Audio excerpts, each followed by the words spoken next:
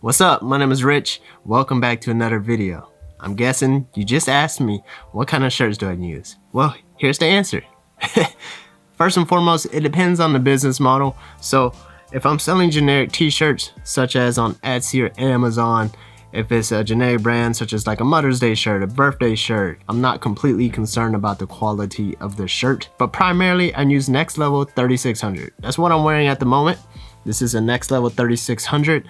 This is a size medium. I'm maybe like 5'6", 5'7", something like that. Not that tall. So that's what I use for the most part. But when I first started out, I used a whole bunch of Gildan G500, Gildan G200, and shirts of similar style. I've even used Fruit of the Loom. I pretty much use anything I could get my hands on. And if you're wondering where I get it from Alpha Broder, I get it from Sanmar, I get it from SS Activewear, I even get it from Heat Transfer Warehouse if it comes down to it. The shirts that I use is based on a little bit of quality and also accessibility.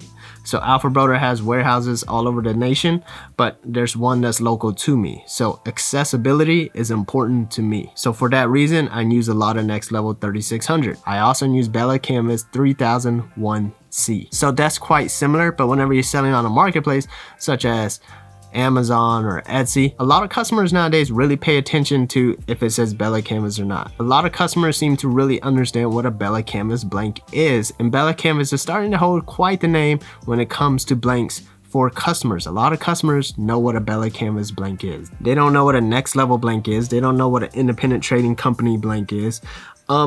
There's all kinds of t-shirt brands out there, but these are two that I use a lot. I also use 3001 CVC. So the 3001 CVC is, well, this one right here is 99% cotton and 1% polyester, but sometimes it's a tri-blend. But this color right here in particular, this, I think it's like a header peach or something like that.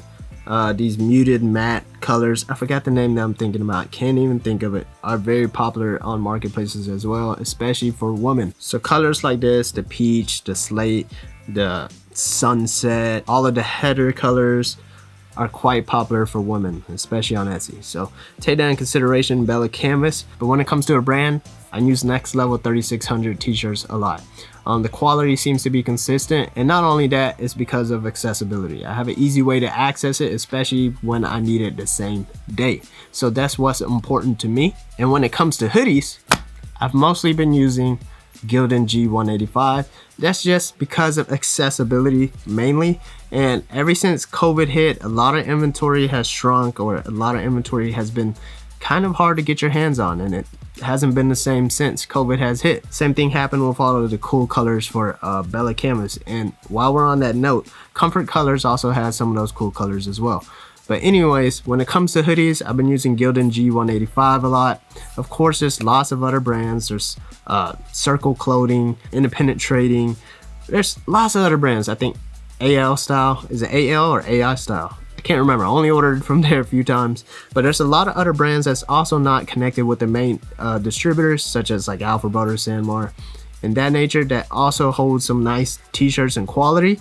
Those are companies that you have to reach out to independently. But when it comes to a brand, I try to stay consistent. If I'm already using a Gildan G185 hoodie, then I'll try to use that for all of the hoodies. But eventually things happen and we have to switch up the blanks, especially during these times. So you gotta adapt, and accessibility to me is very important. So this hoodie right here, I think it's a size, I don't know if it's a size small or a medium. I usually wear a size small in outerwear if it doesn't shrink, but the Gildan G185, I do find it to shrink slightly if you don't wash it properly.